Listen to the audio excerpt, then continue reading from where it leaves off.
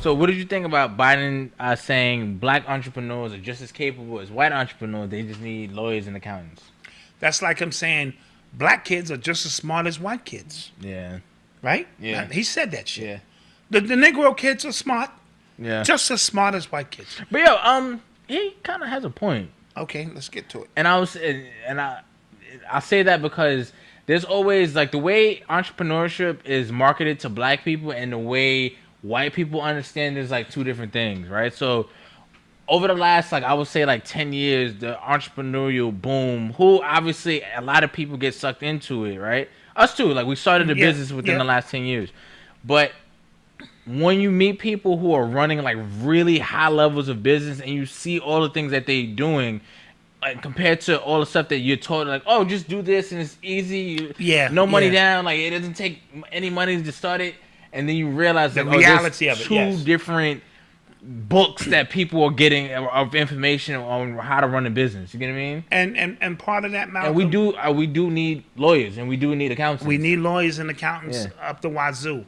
But part of that is also what kind of conversations are you having with your children in your house, right? So we got to get off the conversations about Cardi B and the Kardashians and all that stupid shit. When white people are sitting down across from their children having real conversations that spark real intellect and real critical thinking. So it's very, and I did this to you guys as kids to the point where y'all would be, on edge thinking that, why is Dad asking me that? Is it a trick question? I always was asking open-ended questions because I need to pull out of you things that we can generally talk about. Now, we had some goofy times. Your dad is 12, so we're going to have some goofy times. But the conversations that you ennoble must have must always be of a high vibration. Withstanding that when he want to talk about his red truck, obviously, that you get down on the floor with him and make it seem like it is the most amazing red truck you've ever seen. That's not what I'm talking about. When he's able to carry a conversation, the conversation needs to be of a high vibration of just things because it sparks greater conversation. And I think we've missed that in our household. Most of us come from broken households or, people dealing with addiction who just trying to survive. So our conversation has always been about surviving. We didn't know how to save money. Nigga, we 2 checks away from being homeless. So save money where? Right. So we have to change the energy of the conversation. And I think the rest takes care of itself. Yeah, and it goes back to our conversation when we were having about Black Wall Street and just how black people now have to evolve into like the next stage of business and industry. Yes. You know what I mean? Like, absolutely. So like the accountants, like we do need that. Like we do, because a lot of people don't know the tax laws in their state and they're running the business and then they'll get hit with a bill, they'll get hit with a audit and absolutely they don't know what the hell's going on. Black people, we so gullible, we think the money that came in is ours. Right.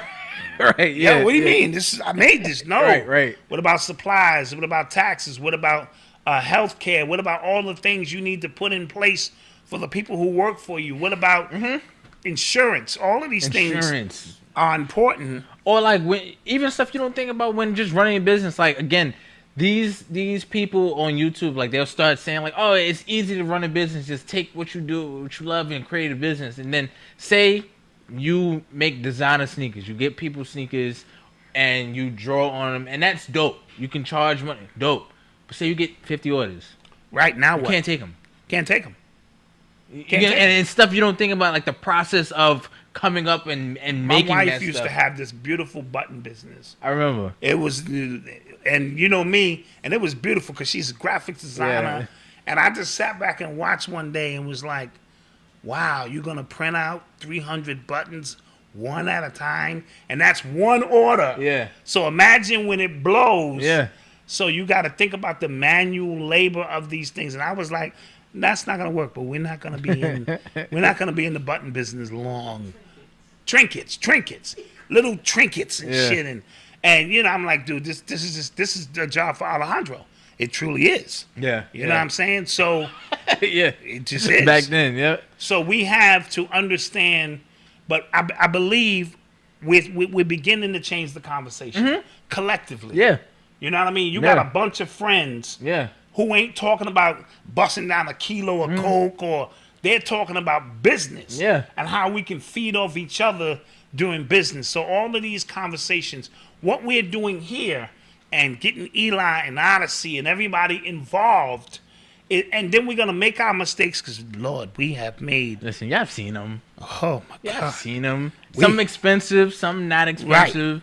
Y'all have seen them. But we're growing. Yeah. And, so the conversation in every household, it should be changing. Just change the conversation. That's all.